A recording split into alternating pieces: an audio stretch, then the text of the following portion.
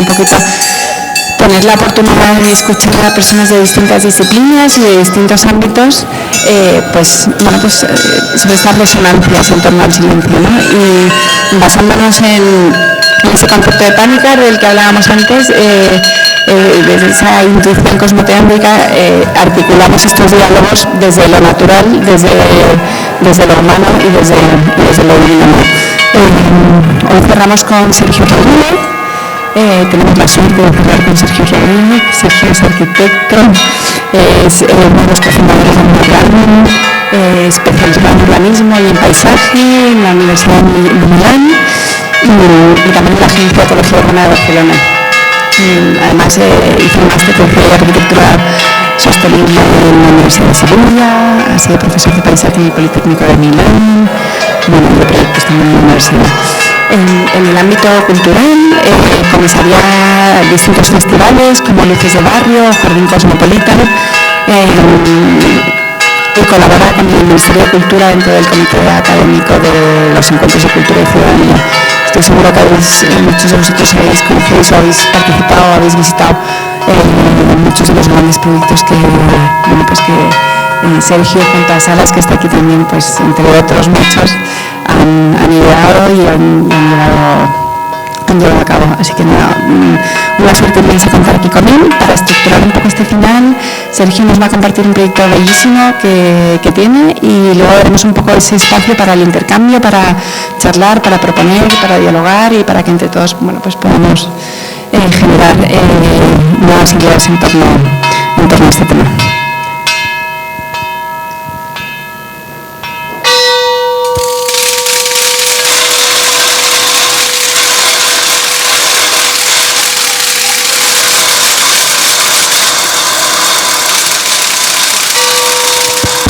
Muchas gracias por la invitación, muchas gracias también por el paseo, ha sido muy hermoso, así que voy a intentar coger el relevo, aunque va a ser difícil.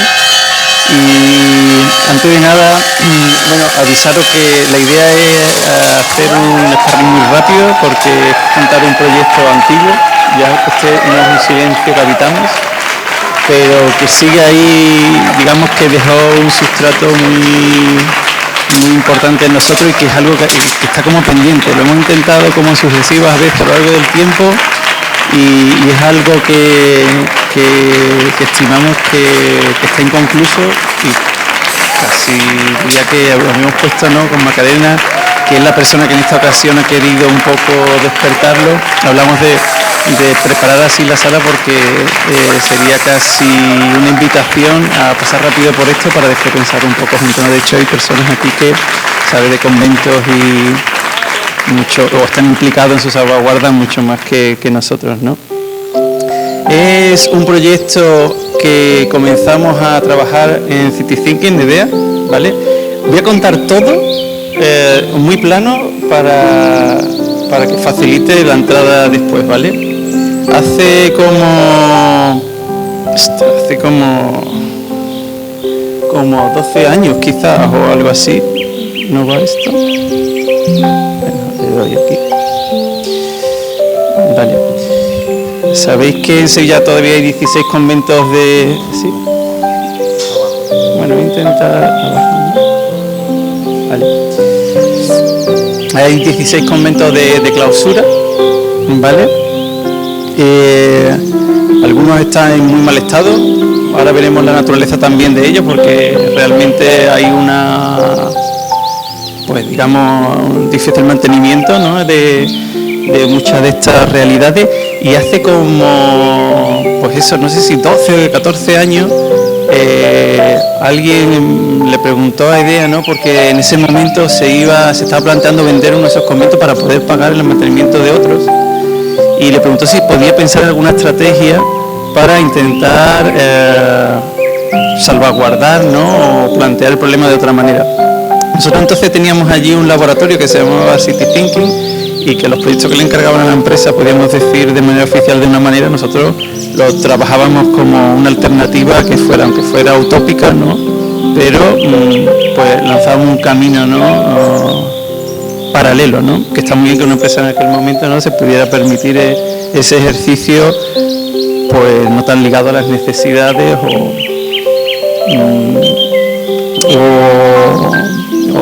a lo que el cliente no específicamente no formulaba. Tampoco era un cliente claro era un cliente difuso. Más bien había llegado como una serie de personas preocupadas, ¿no?, por esa realidad, ¿no? Entonces, nosotros en aquel momento, cuando cogimos el proyecto, ya sentimos que trabajar en un lugar concreto era como coartar parte de las singularidades de ese sistema, ¿vale? Que no tenía mucha lógica verlo como un elemento individual. Entonces empezamos un trabajo de exploración un poco de los conventos y de su realidad. Hay una música detrás. Creo que está YouTube por atrás haciendo. Si queréis lo de.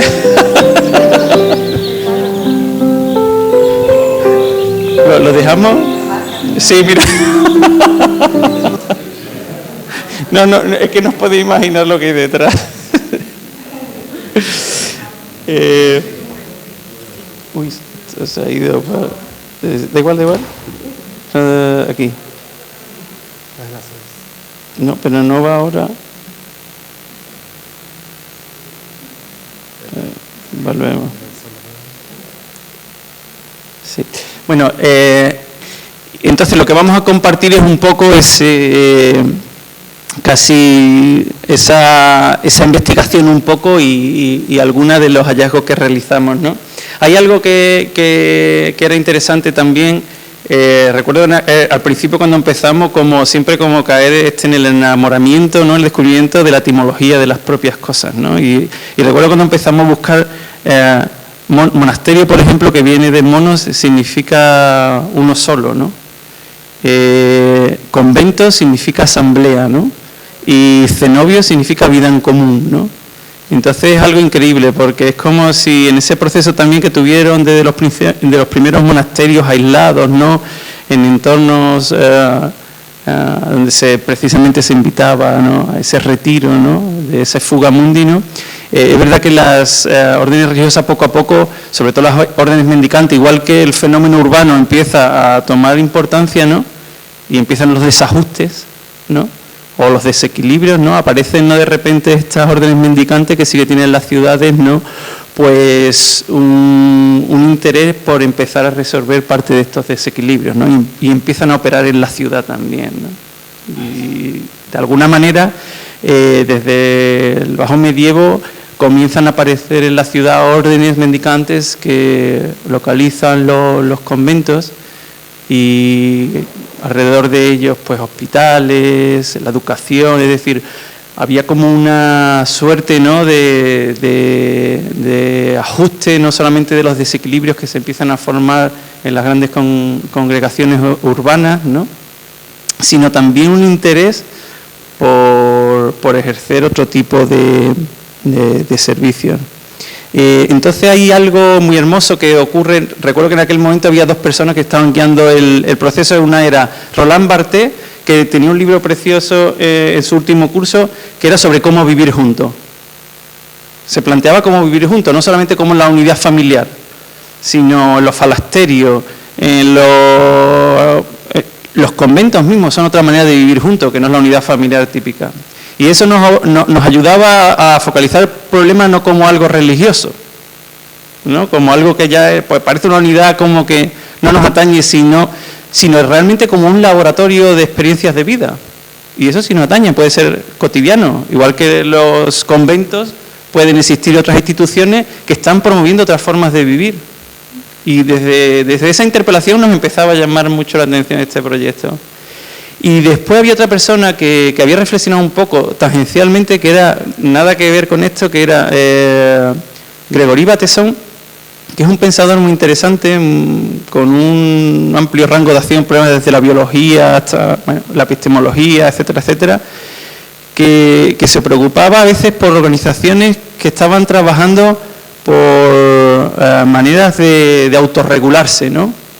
No solamente a través del cuerpo, o sea, el cuerpo es un sistema que se autorregula, sino también socialmente o también ambientalmente, ¿no? Y los conventos de alguna manera también plantea como a través de la celda, ¿no?, y los primeros monasterios se ve eso muy claro, que son casi celdas que están totalmente dispersas, sin conexión, en lugares aislados, ¿no?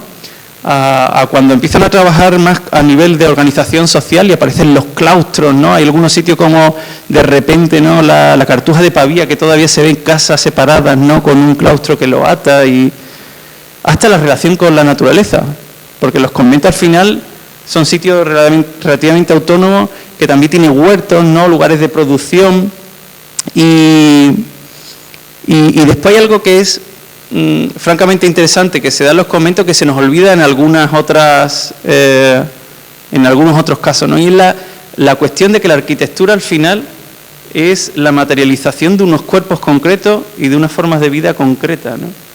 Y entonces a veces quitar esas formas de vida y quedarte con la arquitectura es algo como que no tiene sentido, ¿no? Entonces, como quitar a las monjas o unas formas de vida que han propiciado esa arquitectura para hacer otras cosas, nos parecía como raro, ¿no? Y era como la necesidad de buscar a lo mejor compromisos que permitieran, ¿no?, como mantener esos principios, esas formas de vida. Todo esto además en los conventos, desde el principio las reglas de San Benito, no sé, no recuerdo muy bien, ¿no?, pero está muy mediatizado, y todos esos hábitos que construyen los ritmos y los descansos, los trabajos, la relación con todos estos lugares, ¿no? No solamente del retiro o de la vida conventual de clausura, sino esos otros espacios intermedios que se relacionan con lo social. De hecho, en conventos como San Gol, ya desde el siglo XI, pero aquí, ¿no?, aquí prácticamente, ¿no?, si vemos prácticamente en todos los conventos de Sevilla se da una reproducción de los mismos elementos, ¿no? O la relación con la naturaleza, ¿no? También hay sitios más o menos con una cierta autonomía, con huertos, con jardines, además porque formaban parte evidentemente de esa comunicación o de esa comunión, ¿no?, con una contemplación con otras formas de existencia, ¿no? Es decir, las plantas no solamente tienen una dimensión, podríamos decir, utilitaria, que las tienen, ¿no?, que las tienen los conventos, o relacionado con la ciencia y la salud, que también las tienen.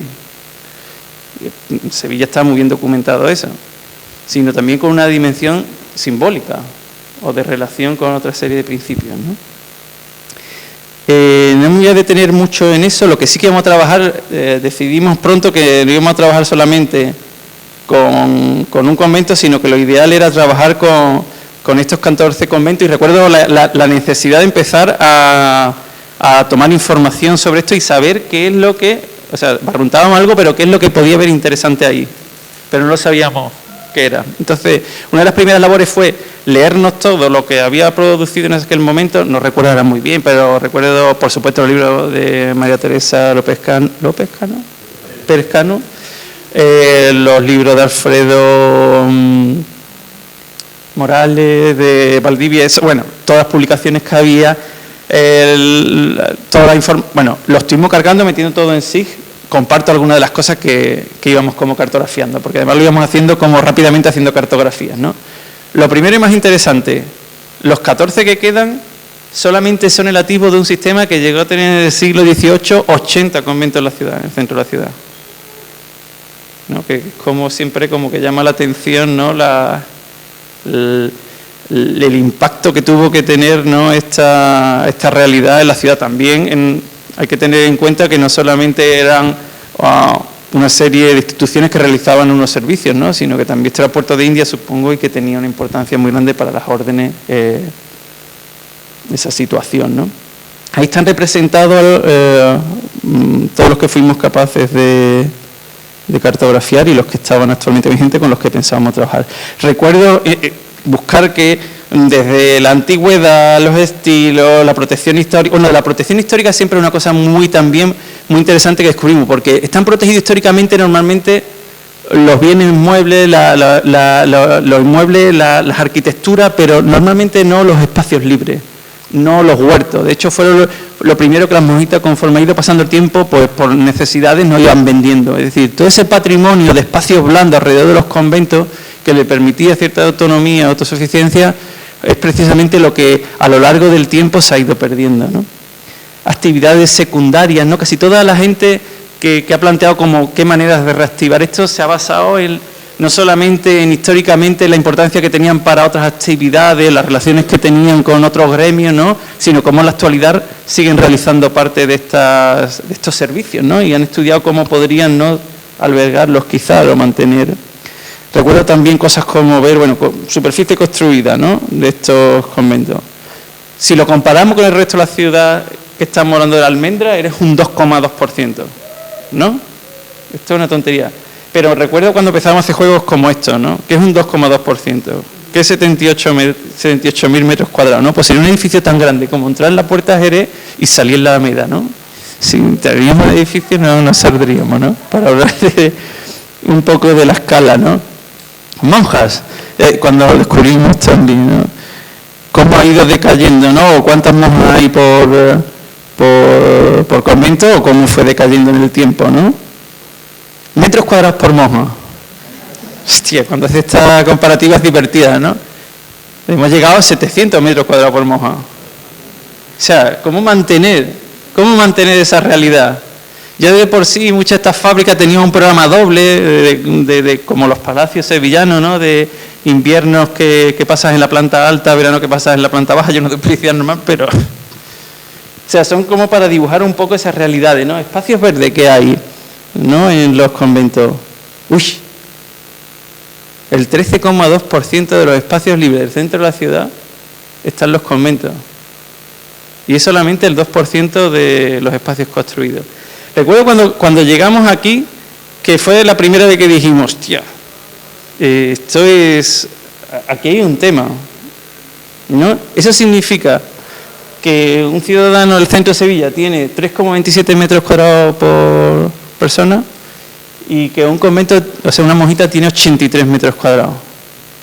El ratio que utiliza Naciones Unidas de Justicia es, hasta hace poco, 10 metros cuadrados lo bajaron a 9 metros cuadrados por persona. Es decir, el centro de Sevilla es un espacio que no cumple eso. Evidentemente después Sevilla sí, porque tiene muchos parques periféricos, ¿no? Pero el centro de Sevilla no. De hecho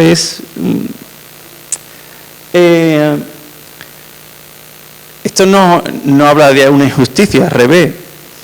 Lo que habla es de que mientras que la ciudad ha ido evolucionando y no ha atendido estas cuestiones, los conventos, ¿no?, de alguna manera, a pesar de haber ido perdiendo muchos de estos espacios libres, había unos modos de vida y unas formas de existencia, ¿no?, que fomentaba este tipo de realidades.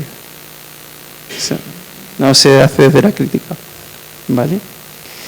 Entonces, a partir de aquí, claro, ya nosotros, una de las opciones que veíamos, decíamos, está claro que un proyecto a lo mejor interesante para esta ciudad podría ser empezar a abrir los conventos o a llegar a un acuerdo, ¿no?, de usos o de posibilidades, ¿no?, de utilización de parte de esos espacios, bueno, los compases o los compases y los huertos, o incluso por seclusión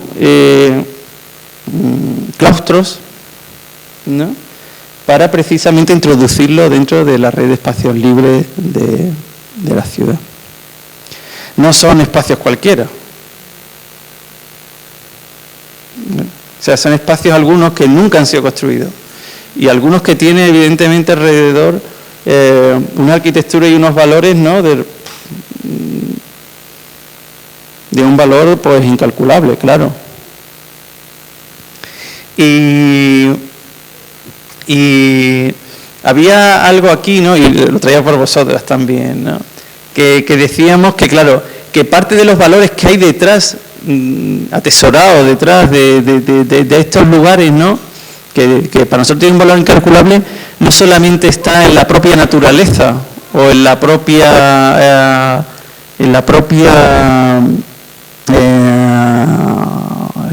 los propios hábitos que la han ido generando, ¿no?, sino en ciertas necesidades que tiene la ciudad actual, ¿no? Traía aquí este textito que en verdad siempre lo utiliza Ábalos en los libros estos que utiliza normalmente, no es una copia prácticamente, pero creo que estaba guay, siempre nos parece bien, porque decía esto de llegará un día muy pronto quizás en que se reconozca lo que le falta a nuestras grandes ciudades, lugares silenciosos, vastos, espaciosos para meditación, lugares con elevadas y largas galerías para los días de lluvia y de sol, a los cuales no lleguen el ruido de los coches ni los pregones de los vendedores ambulantes, algo que expresará lo que tiene de sublime la meditación y el alejamiento del mundo.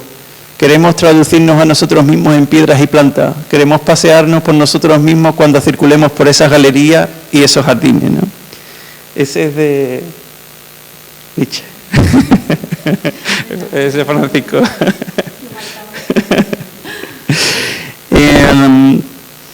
Entonces, llegado a un momento,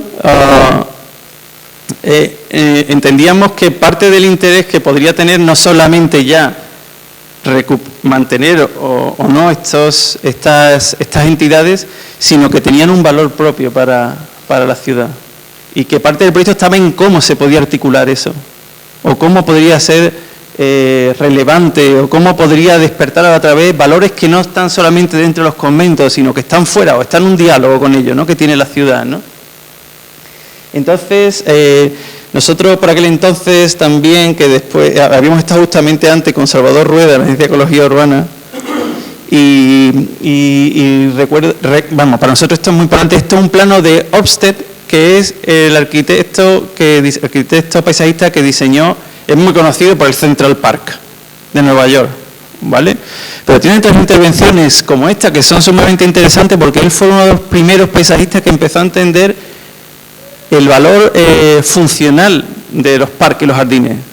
No solamente el valor estético o el valor democrático, porque en estos momentos, igual que aquí se está haciendo, ¿no?, el Parque María Luisa, y con esta función democrática de no ser solamente parques para nobles o para aristócratas, sino para el pueblo, ¿no? Pero él está pensando ya no solamente en esto, sino en las funciones ecológicas que tiene y naturales. Y le preocupa, por ejemplo, cómo conectar unos parques con otros que existen, ¿no?, con otros valores incluso fuera de la ciudad, y generar, ¿no?, como estos corredores, ¿no?, como generar estas vías.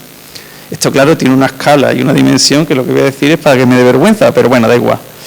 Pero nosotros empezamos a mirar la cosa como si los conventos pudieran trabajar, estos conventos que existen, no de manera aislada, no pensarlo solo, sino con el sistema urbano mismo, ¿no?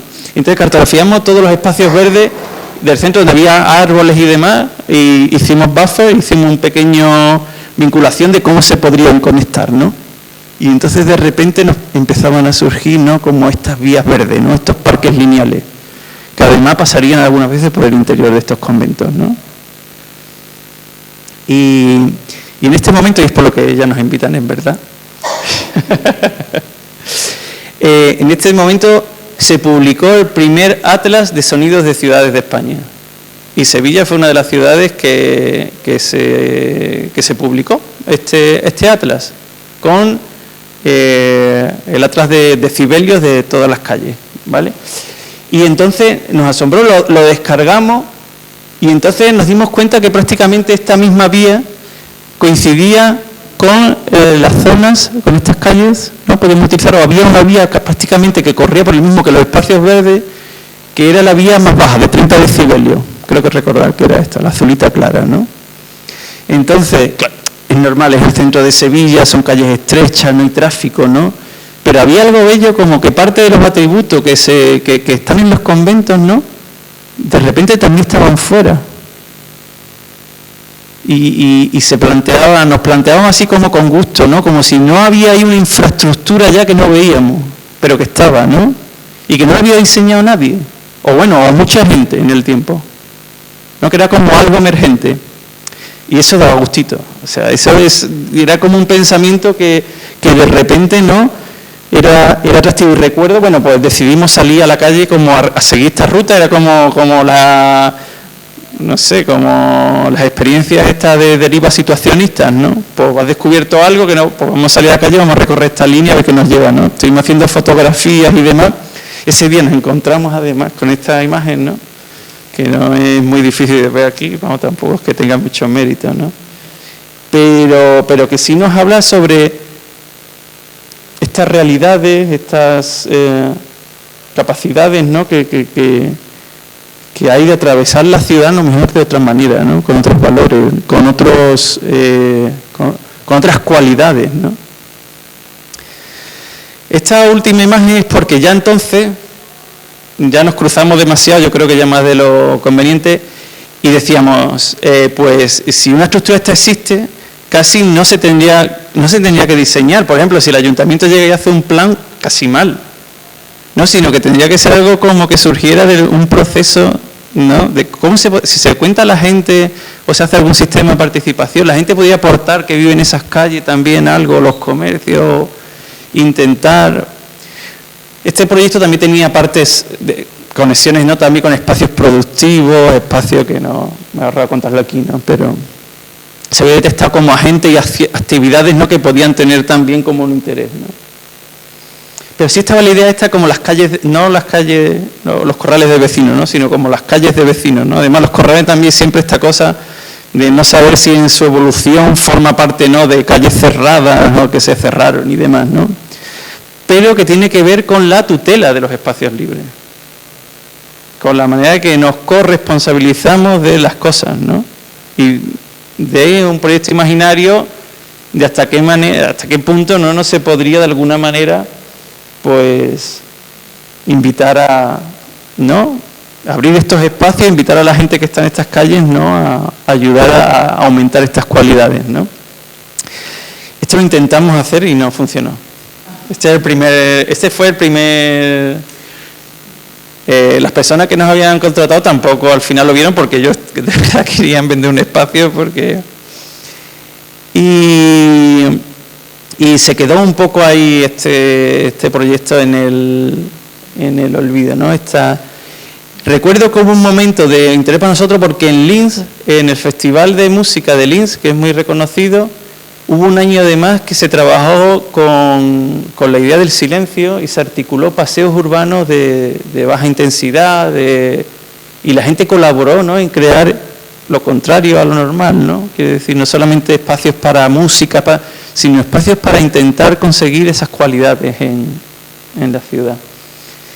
Y bueno, nosotros como ahora siempre lo contamos esperando que a alguien se le encienda algo, y hace poco se lo contamos, hace unos 4 años, 5 años, a Carlos Lora, que es responsable de Espacios Res, pero es con el arzobispado del ayuntamiento, ¿no? Y también el ICAS, ¿vale? El ICAS que está preocupado por espacios culturales y también vinculado a la sostenibilidad. De repente se lo contamos a ambos, alguien más pegado a la iglesia, alguien más pegado a la cultura, y se habló pues surgió casi de como una reunión así, y surgió la posibilidad, oye, ¿por qué no se lo trasladamos al arzobispado? Y el arzobispado lo recibió curiosamente abierto. De hecho, nos emplazó a otra reunión. Y entonces le propusimos no abrirlo directamente, pero sí abrir por primera vez todos estos patios, todos estos huertos a la ciudadanía por lo menos una noche, bueno, una tarde-noche, como prueba. Y nos dijeron que sí. Y organizamos un proyecto, que ahora os vamos a contar, que tiene que ver mucho con la capacidad del ritual, ¿no? Con la idea también del ritual. Nosotros en este proyecto que hacíamos de Luces de Barrio, de alguna manera había un trabajo muy grande de trabajar proyectos urbanos, o proyectos que tenían una dimensión, podríamos decir, de regeneración o renaturalización urbana a través de la cultura y de ritos, podríamos decir, culturales, ¿no? En el sentido de John Dewey, que hablaba en este libro, ¿no?, magnífico sobre el arte como experiencia, de comprender que la experiencia estética no es algo que esté en un museo solamente o a través de una obra de arte, sino que es algo que está en cualquier actividad cotidiana que hagamos si la realizamos plenamente. Entonces lo que le preocupa es que el arte o la experiencia estética es algo que te permite negociar o ajustarte con el ambiente, porque tú controlas, dialogas con él y sabes que puedes corregir las cosas, ¿no? Entonces para él el arte era como esta manera de ajuste continuo entre el ambiente y una persona o la sociedad cuando hablamos de ritos, porque los ritos es eso mismo, pero cuando lo hace una colectividad, a través de una acción, y participamos todos y por lo tanto decidimos todos y formamos parte, ¿no?, de esa toma de conciencia, ¿no? O de esa... no sé cómo llamarlo.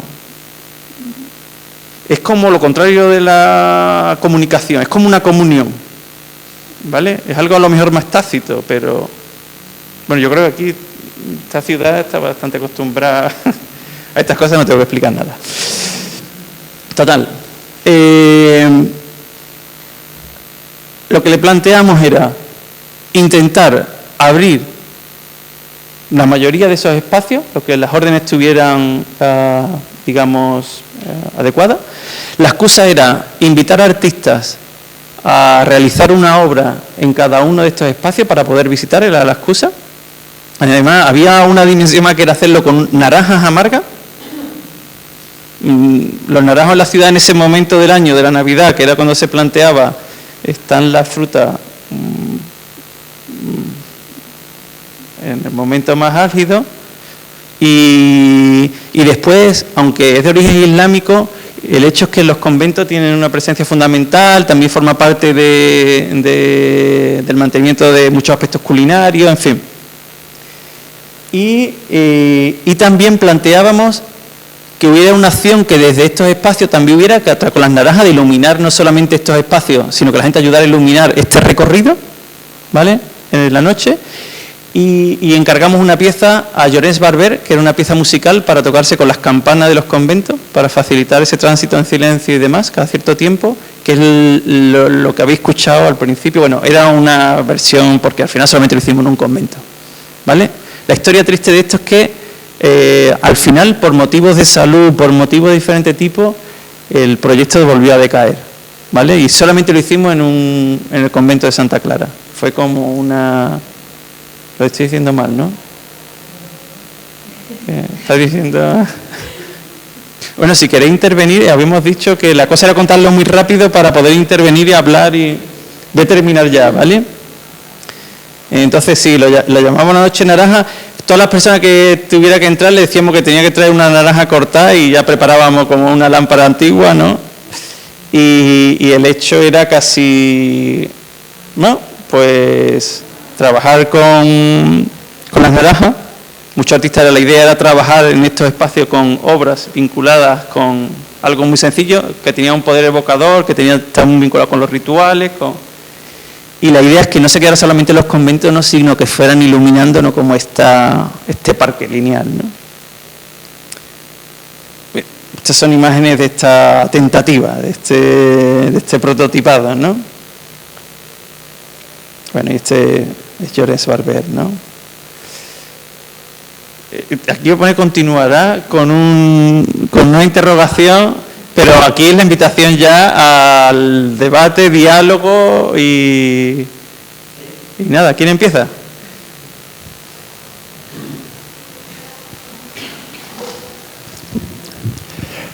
Mira, al principio de tu charla has puesto que, referido al centro de Sevilla, una persona dispone de 3 metros cuadrados, 3 y algo, mientras que el espacio de una monja, 83 metros cuadrados. Es así, va disminuyendo la población de monjas. Pero es cierto que en espacios bastante deteriorados, viven personas, que en un momento puede haber un desprendimiento de cualquier cosa y ocasionar un daño a una persona. La capacidad de decisión que yo propongo, si es factible, es acomodar un menor espacio bien acondicionado para que esas personas vivan con seguridad y el resto sacarle el rendimiento que se crea oportuno. Es decir, garantizar la seguridad de esas personas y sacarle el rendimiento al resto. Supongo que esto será el arzobispado el que tendrá la decisión, o no sé si de manera conjunta con el ayuntamiento, no lo sé. ¿hay alguna sensibilización respecto a la seguridad de estas personas que habitan en esos conventos? ¿Para qué tan pocas personas para tantísimo espacio y además sin seguridad?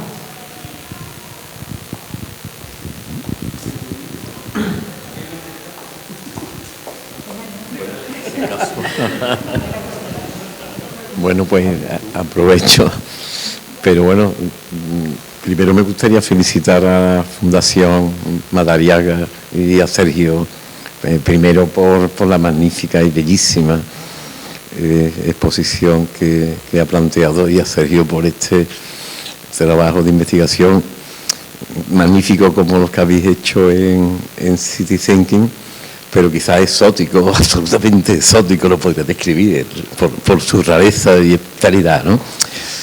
Y no sé, a ver, con respecto a lo que usted acaba de decir, pues yo quizás tendría que decir que precisamente la existencia de este, bueno, la plantea además también ante Sergio, ¿no? Primero, hay una cuestión que es fundamentalmente patrimonial y que forma parte de la configuración de la ciudad. La ciudad que tenemos en parte está concebida en esa fundación inicial de los conventos. Sevilla, lo he comentado antes, quizás es la ciudad del mundo, después de Roma, creo que por 2 o 3, que ha tenido más conventos, son los 80 y tantos que tú has contado antes. Y eso forma parte de la configuración de la ciudad. En este planteamiento, que puede tener una cierta dosis de quizá racionalidad, pero se estaría perdiendo ese origen y estaríamos concibiendo un espacio completamente distinto de la ciudad que tenemos, y posiblemente destinado entonces a otros usos colonizadores, muy posiblemente, pues no sé qué tipo de alojamientos o usos, etcétera, que a lo mejor propiciarían otro tipo de actividades quizás muy contraproducentes. Entonces, yo creo que no sería ese precisamente el camino, creo yo. Son espacios que efectivamente necesitan pues un cuidado. Posiblemente sería positivo el que existiese esa apertura que tú has mencionado de conocimiento de la ciudad, pero también entiendo yo que respetando el origen que ha tenido, que es el origen de la clausura, que pues con independencia de cuestiones de creencias religiosas, etcétera, tiene un cierto sentido, ¿verdad? Más en este ámbito del silencio que hablamos. No sé. Un ejemplo concreto, creo que se me escucha sin micrófono, creo. La iglesia de San Alberto, donde están las monjas filipenses, la parte de la iglesia, que hay precisamente un Cristo de pan de mesa, tiene un suelo muy deteriorado. Hay muchas personas, hay un descuido, quizá esa palabra está muy mal en una humana, se va a dar hasta el 15 de política, y incluso caerte, si lo que has dado a un mal, caerte y a un golpe contra la cabeza y tal. Ese suelo no está en condiciones para ser pisado por personas.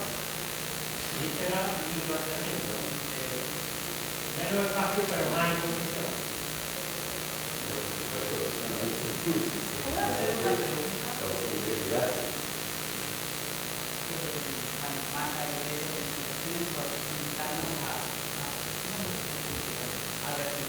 Sobre esto, quiero hacerte una pregunta, me pareció súper interesante. ¿Por qué en tu mapping no incluiste a las iglesias y solo los conventos? Porque las iglesias también son espacios donde, digo, porque en ese mapping que hiciste, que me interesó mucho los recorridos del silencio, la iglesia tal vez no es el espacio, ¿no? Y después preguntarte, que vengo de Latinoamérica, estudiando espacios públicos, entonces tenemos acción mayor identidad urbana ahora en el mundo. Las ciudades son grandes espacios de oportunidades, pero también de super desigualdad. Tenemos más del 70% de la población de Latinoamérica viviendo en situaciones de extrema cultural, en acceso a servicios públicos mucho más espacio de silencio. Para nosotros el espacio público en esas áreas siempre intentamos que sean espacios primero de encuentro, de comunión y de oportunidad de tener un acceso a un espacio público de relacionamiento, la calidad de la vivienda que es muy necesario. Entonces, mi pregunta a usted, ¿cómo crees que en una región como Latinoamérica, con esta situación y esta identidad, en el espacio público podemos construir, más allá de espacios de encuentro, también ese espacio de silencio, digamos, ¿no? Porque a veces son muy pequeños esos espacios y no tenemos conventos, o sea, si bien somos familias católicos, digo, en el espacio público habitual, que tal vez es una plaza, tal vez es una esquina, lo pensaron de alguna manera.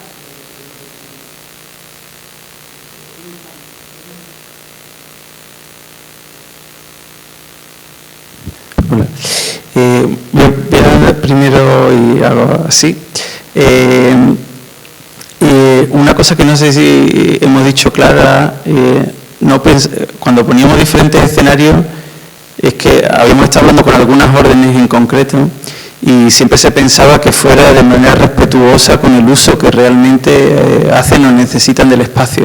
Es decir, es para que, digamos, no ocupar esos espacios, sino a ver si podría haber una seclusión, es decir, si podía utilizar aquellos que no se utilizan ya, ¿no? Porque realmente ocurre, de hecho algunos están en venta y demás. Y después porque creíamos realmente los conventos también, todas las cosas maravillosas que tengan, no traíamos esa parte aquí porque no creíamos que fuera necesario, pero están llenos de dispositivos para fomentar que haya cuerpos que son diferentes y no se puedan ver unos a otros, ¿no? Hay torno, hay celosía, hay dobles pasillos.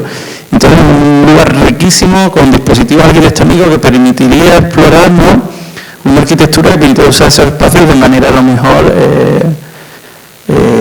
sin retirar esos cuerpos que la han propiciado. ¿Vale? Eso es lo primero, porque no sería como restituir o abrir sin... eso es lo primero. Lo segundo, ¿no? La verdad que se nos escapa, porque claro, este es un proyecto muy situado de casi de... Pero sí es verdad, algunos de nosotros tuvimos una experiencia también que fue importante para desarrollar estos proyectos en Bolivia. Tenía una arquitectura informal bastante potente y ya siempre hemos estado atentos. De hecho, hay algunos mecanismos, ¿no?, de estos proyectos que nos gustan, donde no es la planificación la que está, ¿no?, o la que no está planificando, realmente la que no está produciendo y diciendo qué es lo que tiene que ser, sino que los valores surgen pues de las interacciones de muchas personas con más o menos recursos. Entonces nos gustan mucho los proyectos de ese tipo y muchas veces son sudamericanos, precisamente gran parte de aquellas experiencias que nos atraen, ¿no?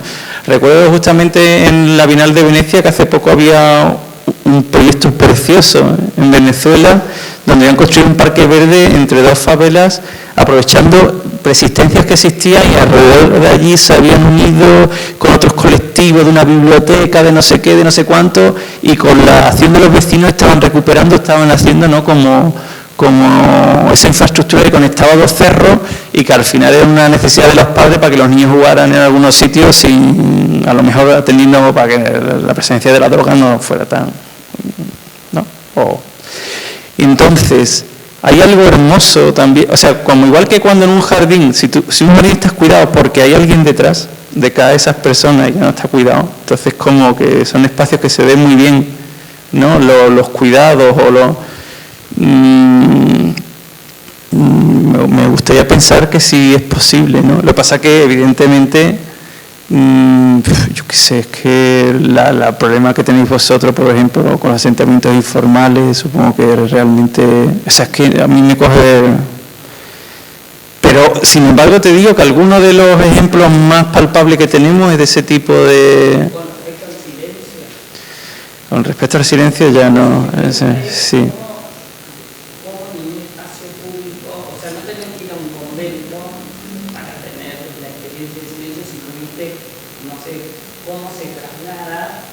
Sí. El espacio público que una Latinoamérica funciona como un espacio de oportunidades por la dinámica, ¿no? Pero si no lo pensaron también... De hecho, no, el proyecto aquí no era el silencio. Empezamos trabajando con estas realidades y al revés, era como esta cosa de encontrar que hay algunas cualidades de estas realidades también fuera. ¿Dónde ocurre? En verdad no ocurre en sitios grandes, son calles estrechas, tortuosas, no llegan los coches, no son muy grandes, o si son grandes que están rodeados por estas calles y no por otras. Es decir, yo creo que está muy ligado en este sentido porque es una realidad muy ligada a las condiciones físicas, ¿no? Realmente del sitio.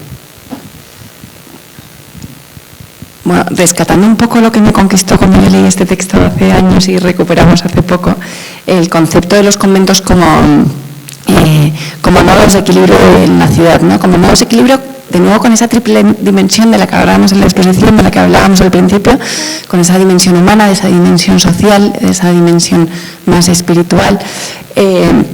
Pues me estaba resonando cuando tú hablabas de esa función que han tenido los conventos durante años, tan importante, eso como nodos de equilibrio. A mí me encantan como esas islas de silencio, pero también esos pulmones en la ciudad, ¿no? Esos pulmones, pues trasladado. Yo no soy urbanista, ni arquitecta, ni nada, con lo cual es una simple un poco resonancia más personal, pero trasladado a un posible espacio público, yo he entendido siempre el silencio como un silencio activo, como un silencio para saltar a la acción, y la contemplación como esa herramienta para generar una mayor conciencia de esa necesidad de cuidar pues, de toda esa dimensión social, ¿no? Con lo cual, si de alguna manera unimos todos esos parámetros, esos nodos o esos lugares o esos espacios que sean capaces de acoger esa triple dimensión, el silencio, lo espiritual, también lo espiritual desde un punto de vista que hoy en día necesita esa mirada más abierta. Vivimos en sociedades globalizadas y convivimos con muchas culturas, es decir, esos espacios no solo para una tradición concreta, sino yo me imaginaría esos espacios abiertos a otras tradiciones, donde el diálogo pueda convivir, donde nos ayuden también a conocer otras tradiciones, otras culturas y por tanto a respetar, con lo cual partiendo de ese silencio como herramienta de contemplación, como herramienta de alcanzar una conciencia mayor para el cuidado humano y el cuidado también de lo natural, pues de entender de nuevo, volvemos a la exposición, volvemos a lo mismo, a ese somos naturaleza, a ese somos parte de todo. Entonces, sí, sin tener ni idea, pero si esos espacios públicos pudieran recoger esa triple dimensión y el silencio, la contemplación o esa necesidad de pararse, de quietud para ser conscientes de todo lo que sucede alrededor, pues yo creo que sería una bonita paradoja o un bonito punto de partida para poder empezar a trabajar desde ahí, ¿no? No sé. El primero y después te pasa a ti. Hablando de eso, nos decía Fernando Amores de que, por ejemplo, ya en muchos conventos, por ejemplo, pues hay gente de India, hay muchas personas de Filipinas. Claro, entonces la vegetación ha cambiado totalmente y está llena de frutas exóticas y son auténticamente jardines casi como manteniendo esa capacidad de reinvención continua, ¿no? Que es sumamente interesante, que ya ocurre. Los conventos hoy día son un lugar de otras naturalezas, ¿no? O sea, que conviven todas estas. Bueno, primero, unirme a la ola de halagos por la exposición, que ha sido preciosa, la del silencio. Y sobre todo contestar un poco a tu pregunta de ejemplos en Latinoamérica, porque tengo la suerte de ser peruano, he vivido en Lima y he convivido con esos espacios que tú mencionas, que son espacios de oportunidad urbanos muy escasos, que están obviamente inundados por una ola de cosas que no ocurren obviamente en el centro de Sevilla, como puede ser muchísima más afluencia de tráfico, gente, pickpockets, de todo, ¿no? Pero y uniendo con lo que tú has dicho de los espacios de contemplación, un poco de espiritual, en Lima existen ya entornos urbanos que se articulan alrededor de huacas, que son yacimientos antiguos, digamos prehispánicos, en torno a los cuales se generan entornos urbanos que terminan siendo parques o elementos lineales que un poco divagan dentro de la ciudad. Ahora, ¿por qué son tan importantes estas huacas? Porque son de grandes dimensiones y además, por su escala, te permite adentrarte dentro de ellos y contemplar muchísimas cosas, ya no solo su interior, sino desde su interior hacia la ciudad que tienes alrededor. Y es muy curioso ver cómo, una vez tú te vas adentrando en estos espacios, ya no solo por la lejanía que puedes llegar a tener con la calle, sino por el proceso de aproximación al mismo, entras en una esfera totalmente distinta, donde empieza a meterse un poco ese tema espiritual y el de meterte dentro de algo y empezar a contemplarlo. Y es gracioso también cómo te volteas y esa contemplación que tenías hacia el patrimonio, hacia esa huella antigua, también la puedes hacer hacia afuera y hacia lo que vivimos a nuestro alrededor. Entonces, esto es Lima, que algunas huacas son visitables. Hay otras que evidentemente son una desgracia, pero es un elemento que es justamente histórico, que se utiliza y genera espacios muy bonitos, ¿sabes? Así como comentarte como ejemplo.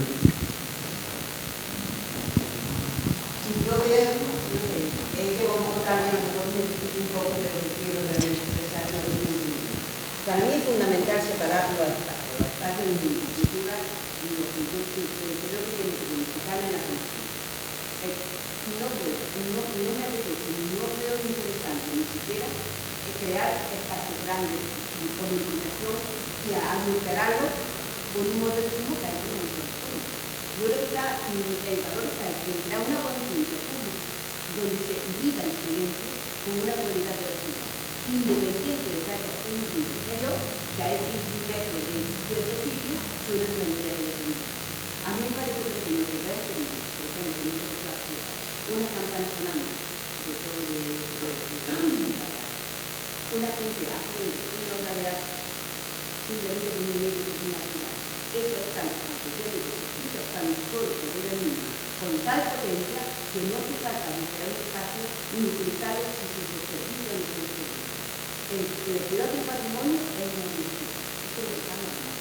Pero la conciencia de que existe ese espacio maravilloso en la ciudad, ese silencio oculto, donde hay un personaje que no conozca, que no tiene cara, que está en una monja, donde en trailer, eso es lo importante.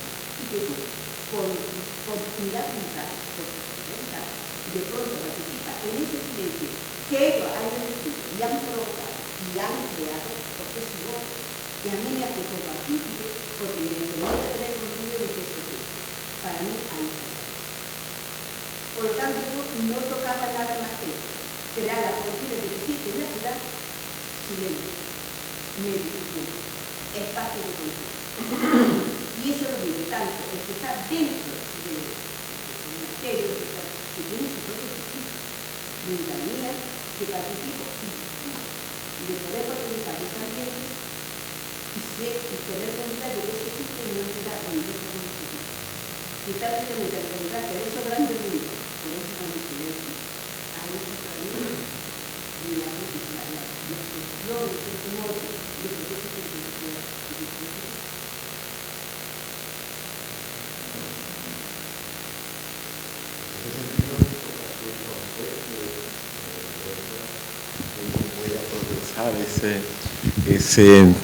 Esa senda serena que nombras, esos espacios son hoy día visitables en silencio. Por ejemplo, uno de los más antiguos, que es el convento de San Clemente, que está en la Puerta de la Barqueta, que tiene un bellísimo patio de entrada, precioso. Ahí puede entrar cualquiera a disfrutar de ese silencio y de esa belleza de un edificio prácticamente desconocido en Sevilla. Y como muchas partes traseras de conventos, que no es la entrada principal de la iglesia, en la que uno puede acceder al pequeño patio donde quizá está habitualmente el torno y todo eso. Son un espacio bellísimo, generalmente en silencio, desconocidos, donde prácticamente no va el turista. Eso es maravilloso. Y eso sería magnífico.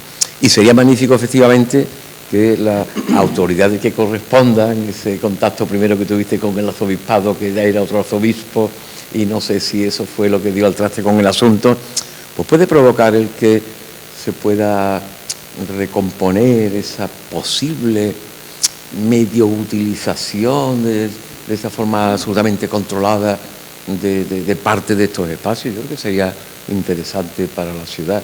Yo creo que sí. Y hay una cosa que los capítulos que tú comentabas, un poco cerrando lo que es, cuando para mí son dos poderes distintos, que para mí es una junta, porque es un espacio que ya está preparado para que la gente vea.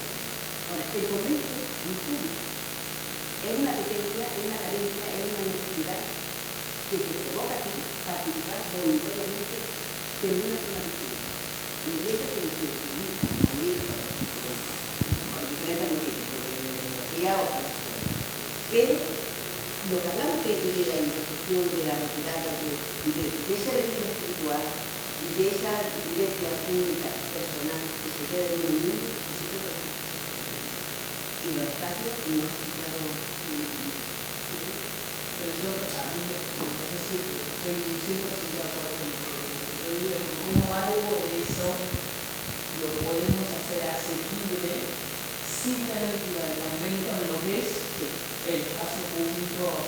Digo, yo tal vez una madre donde tengo el riesgo de que si mi hijo sale a la calle y va a estar en los blancos, digo, la realidad es de Latinoamérica, ¿no? Entonces, ¿cómo puedo hacer que parte de todo esto que además mencionamos a Karina, porque creo que te da sustento del ser humano, de todas las dimensiones, podemos hacer que algo de esto sea asequible sin la necesidad de un convento, sino que yo soy de la ciudad de Buenos y en la Argentina tenemos conventos, pero no es la cantidad de conventos en la red de conventos.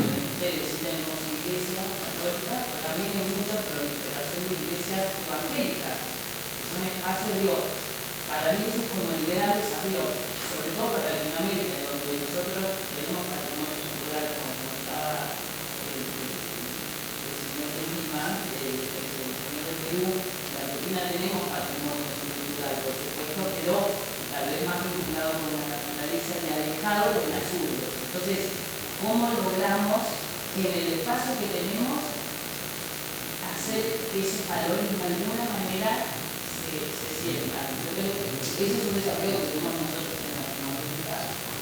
Bueno, por eso han ido otros lados. Yo quería hacer una reflexión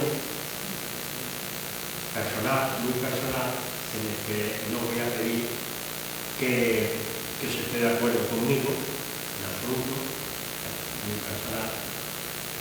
Y es que yo creo que no le damos, porque precisamente una de las cosas que nos ha concentrado aquí esta tarde-noche es la palabra silencio. Es una de las cosas que nos ha traído aquí esta tarde y por lo que estamos ahora mismo aquí. La palabra silencio. Yo creo que el concepto del silencio no se le da el gran valor que tiene. Y no solamente no se le da el gran valor que tiene, sino que no veo yo por ningún sitio que haya una labor educativa para que se le dé al silencio la importancia que la tiene y muchísima. De forma que voy en el autobús y veo a personas con un pinganillo aquí, y aquí lo tienen continuamente entrándole ruido, que puede ser una música maravillosa, pero en definitiva ruido y tal. Mi reflexión personal es que por el giro que lleva el género humano a nivel planetario, es que lo mismo que existe en la RAE, la Real Academia Española de la Lengua, que existía en Perú, que existía en Argentina, en todos los países, va a haber que hacer un congreso mundial en el que se pongan todos de acuerdo y borren del diccionario la palabra silencio. Borrar la palabra silencio. Se está perdiendo. A poco que nos descuidemos, en 30 años esa palabra ya no existirá. Porque el ser humano se mete en la dinámica del ruido. Y es mi percepción personal. Que repito, como he dicho al principio, no pido a nadie que tenga que estar de acuerdo conmigo.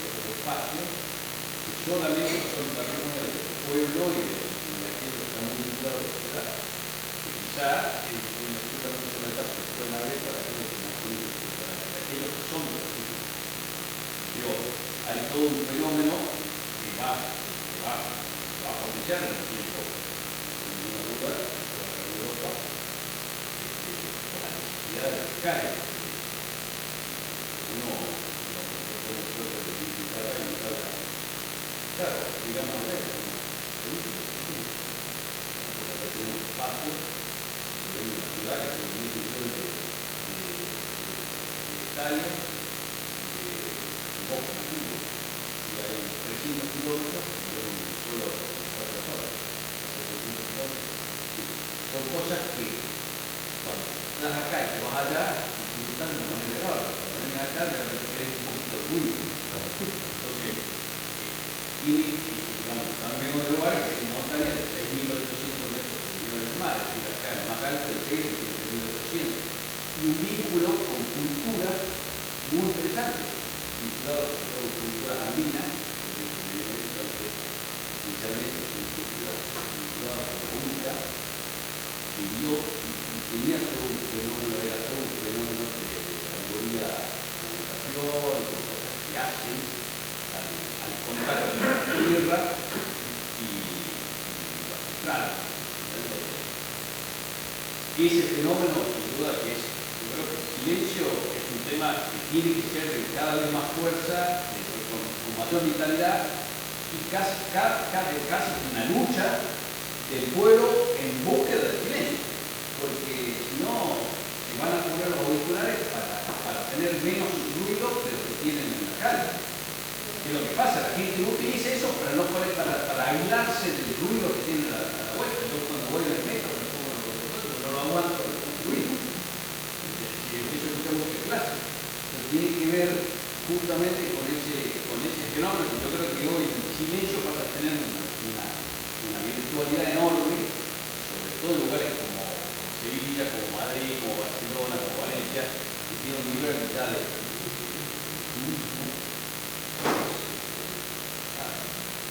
realmente demasiado potente para la vida.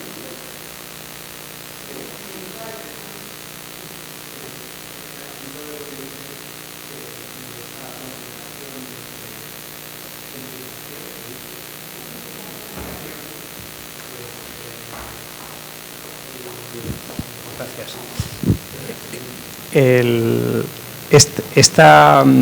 Esta exposición y esto que habéis hecho es una ayuda tremenda en un asunto muy tensionado, ¿no? Y esto que decías de los conventos, enhorabuena porque es una audacia la facilidad de encontrar el silencio en un espacio natural sin transformar. Está tirado, está chupado, ¿no? Pero en la creciente gentrificación pues es un reto enorme. Entonces me ha encantado antes cuando has dicho cuando has trasladado al entorno de los conventos como que tuviesen la misma onda que Adintra, ¿no? Como que, pues sí, es que hay unas cualidades de lo que durante siglos se ha hecho, aparte del dinamismo que decías, pero también han sido lugares de contemplación y eso es una vibración que seguramente quien no lo ha notado pues alrededor de Santa Paula, por ejemplo, de los conventos que bueno, también favorece que sea dificultoso acceder con el coche y demás, pero hay que aprovecharlos, ¿no? Y también notar que yo creo que no hay otros espacios públicos. Un museo es un lugar de silencio, un parque puede ser un lugar de silencio. Me ha gustado mucho cómo has usado lo de pulmones, ¿no, Macarena? Sí, pues hay espacios más allá de los conventos que pueden representar una renovación, una disrupción del ruido en la ciudad, pero por no echarle la culpa a los demás, también los pulmones tenemos que decidir respirarlos, ¿no? Porque podemos estar en un museo hablando o en un parque haciendo ruido igualmente, ¿no? O sea, podemos profanar todos esos sitios. Así que nuevamente me encanta eso, para no perderme, llevarlo a la responsabilidad personal, ¿no?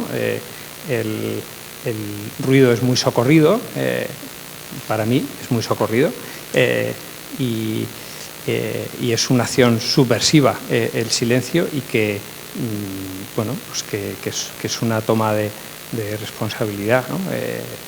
aunque podemos crear miles de espacios que podemos profanarlos también, ¿no?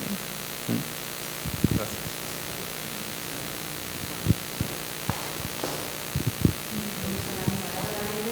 He pensado lo mismo que usted,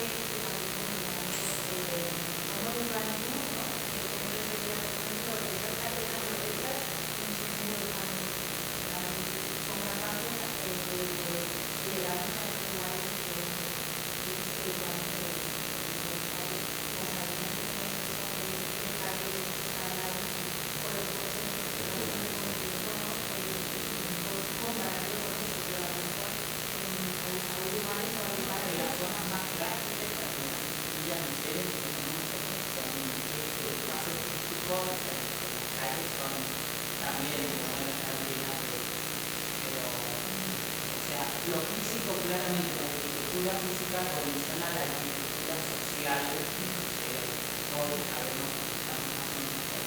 El tema es cómo con esa arquitectura física provocamos, invitamos a que todos podamos sentir racionalmente sin tener que acceder a un momento. Ese para mí es mi gran desafío que me llevo de educación extraordinaria en una Magdalena y necesitamos a regresar esto de mucho tiempo con la Argentina, esto ha sido un desafío y sigue siendo un desafío, ¿no? Yo digo, la juventud que yo incluso es también intentar con las redes, o sea, hoy los libros ya es, ¿no? O sea, es como estamos simbólicamente, digamos, yo creo que en un parque de la naturaleza y lo que tú dices, yo puedo estar con amigos en pleno río o puedo ponerme debajo, acostarme en el pasto y mirar el cielo y buscar cómo provocamos esa conciencia muy profunda y sobre todo con los jóvenes, porque están abrumados, o sea, ya el silencio, no hay silencio mental. Entonces, y eso es un desafío que tenemos que hacer. Yo creo que tenemos que repensar lo que estamos en el organismo, lo que estamos, o sea, cómo generamos políticas públicas, con experiencias micro, y poder instalarlas para cada uno con sus idiosincrasias. Semillas esta tipo de ciudad, una medina que va a una ciudad de Buenos Aires, una va a una ciudad de Salta, una va a una ciudad de Corrientes, pero creo que ahí está el desafío, entre todos, pensar el silencio como un atributo que el humano lo necesita por todas sus dimensiones, digamos, ¿no? Y cómo invitamos a eso desde todos los lugares, es algo que bueno, yo llevo como una preocupación es muy profundo lo que hace la enorme desafío.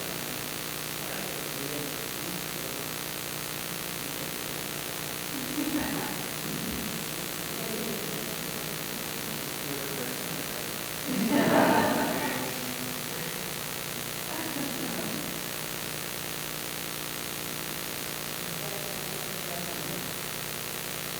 you.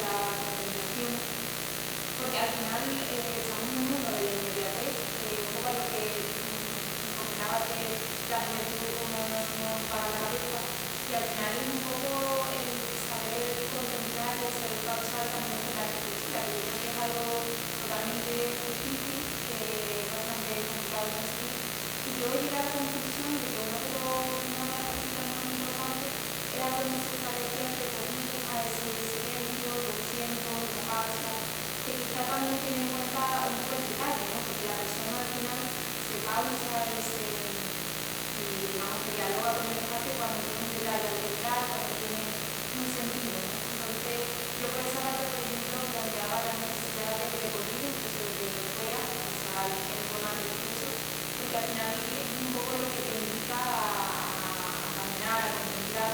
Yo, por ejemplo, estoy estudiando en Venecia, en Ramos, y me di cuenta de que precisamente, aunque es una ciudad súper religiosa, es precisamente esos detalles, esa necesidad que tiene la persona de recorrido, cuando tú realmente te paras, escuchas, por ejemplo, al ver Venecia, cuando me di cuenta de la importancia del sonido del agua o de, y sin embargo, o sea, yo me di cuenta por eso porque hacía muchos paseos, caminaba, pero creo que es importante que se está perdiendo en la ciudad esa calidad de paseo del país.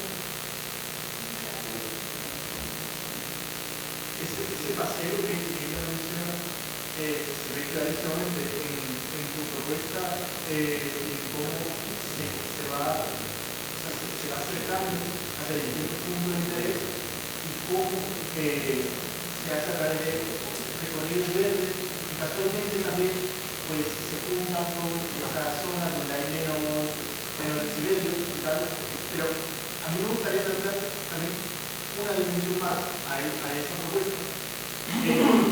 Me faltaría ver sobre esos dos planos que ya se mostraba, incluso uno más acerca del mapa de temperatura dentro del centro de ciudad, sobre todo ya conocemos la vida de salud urbana y cómo eso se podría relacionar incluso con ese recorrido de iguales, podría ser muy curioso ver cómo, para que ese paseo sea vivible de verdad dentro de la zona que tenemos y sea dentro de nuestros criterios, ¿cómo podemos juntar ambas cosas? Y ya tenemos una dimensión más allá de que el convento sea solo un espacio contemplativo, histórico, una dimensión también como algo social, como catalizador de usos o de cosas que puedan suceder ahí dentro, pero también una dimensión bioclimática, donde puedan funcionar esos eventos como lo que sea refugio climático dentro de ese paseo, para que sea habitable, ¿no?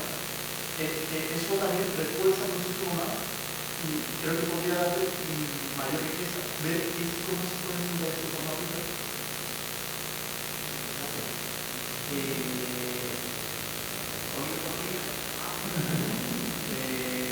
Hay dos cosas también que digamos en un momento para otro proyecto estamos haciendo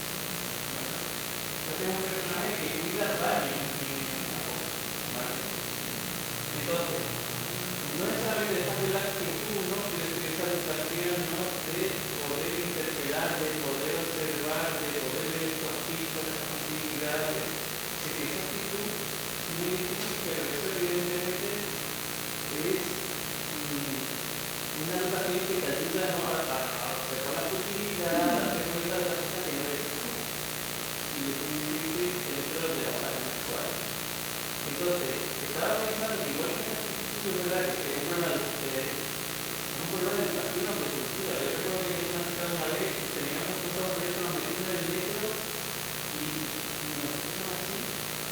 O sea, no nos iban a callar. Y nos faltaron y nos bajaron y nos quedaron a ver qué estaban letras. Entonces es que nosotros llevamos esto con todos nosotros, ¿no?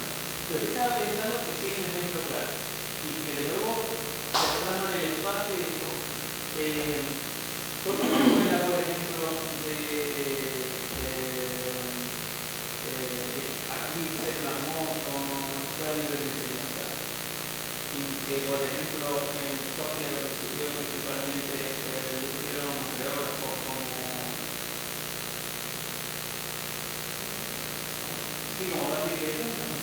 Basti que tiene la cosa esta de aprender haciendo o aprender cultivando o aprender en contacto con la naturaleza o salir fuera, quiere decir la necesidad no es del cuerpo. Y estaba pensando porque me queda con el tema de la mirada, aquí una iniciativa preciosa que ocurrió en los años 60 muchos polígonos de tierra. El caso de la Andalucía, mucho programa de programación y una comunidad que para que los niños estuvieran guapados tenían un pueblo urbano en un sitio que el ayuntamiento tenía que hacer pero no lo hicieron. Entonces, es una buena programa de España preciosa de los puertos migratorios, pero es una experiencia cultural, una experiencia que pero no es como guardar entonces era ocupar un espacio, cuidarlo, mantener, o sea, mi grupo era algo que lo hablamos ahora empiezan a haber muchas otras cosas a eso, pero luego yo creo que es algo de como de autor, sí, no es lo que está pensado, no es lo que está la agricultura, no es lo que está cultura cultural y de responsabilidad y de un problema de que como si no se yo quería decir una cosa, yo una cosa muy importante que ha dicho la a mí me preocupa, lo digo por el punto de la intervención, que en torno a los silencios, inculcar el valor del silencio, yo veo poca labor educativa en todo ello. No veo en concienciar del valor inmenso que tiene el silencio. Y también es una cosa, me da una atención que es así, que el ser humano, cuando por sí solo se ve incapaz de conseguir un objetivo, busca algo que me ayude a conseguirlo. Y es, lo que has dicho, un campo que me pongo aquí, que me aísla, y gracias a esto encuentro el silencio. Por mí solo soy incapaz de conseguirlo. ¿Vale? Soy incapaz de conseguirlo. Tengo que valer de algo que me ayude a conseguirlo. ¿Vale? Yo creo que eso, mi primera intervención, cuando yo digo que toda la Academia de la Lengua tenía que ponerse de acuerdo y suprimir la palabra silencio porque es una palabra que está haciendo punto en el diccionario y que cada vez va perdiendo el sentido. Hace punto, pero de forma que lo voy a decir y va a levantar vuestra hilaridad. Lo va a levantar. Que es la cuestión de la palabra silencio. Ponerla en un curso arqueológico al lado de una vasija fenicia para que las personas que dentro de 50 años visiten ese museo arqueológico, que pregunten a su papá, ¿esto qué es? Mira, es una vasija fenicia o romana, que se hizo en tal fecha. Y esta palabra que pone aquí, silencio, ¿qué es? Mira, esto es una cosa social que no existe. No existe. tú has dicho ahora mismo, que es así, yo no soy capaz de decir una cosa y me tengo que valer de algo. Y en el caso concreto es un aparatito que lo pongo aquí y gracias a ese aparatito consigo el silencio. Pero por mí solo soy incapaz de hacerlo. Claro.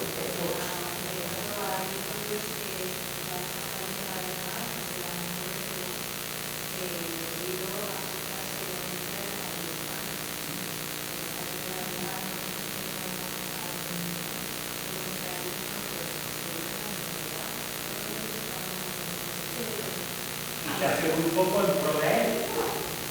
Se hace un poco en pro de él. Bueno, solamente muy breve y al hilo de los conventos, que yo creo que aquí también estamos hablando de una cierta idealización de los conventos hoy en día, de lo que sucede dentro, etcétera. Cada vez hay menos vocaciones, hay menos monjas, frailes. Pero, sin embargo, sí creo que hay una creciente dimensión contemplativa en personas que no viven en los conventos, que no optan por una vida en un cenobio o lo que sea. Y esta dimensión contemplativa de muchas personas que queremos vivir pues de otra manera o intentar vivir pues con esa interioridad, con esa contemplación, con esa actitud, y nos encontramos con dificultades en la ciudad para vivir de esta manera, ¿no? Entonces, bueno, simplemente como ciudadana, es decir, pues necesito, ¿no?, un espacio que me ayude a poder vivir esta dimensión en el mundo de hoy, en el siglo XXI y en esta ciudad, ¿no? Simplemente. ¿Alguien más quiere comentar? Pues ya cerramos.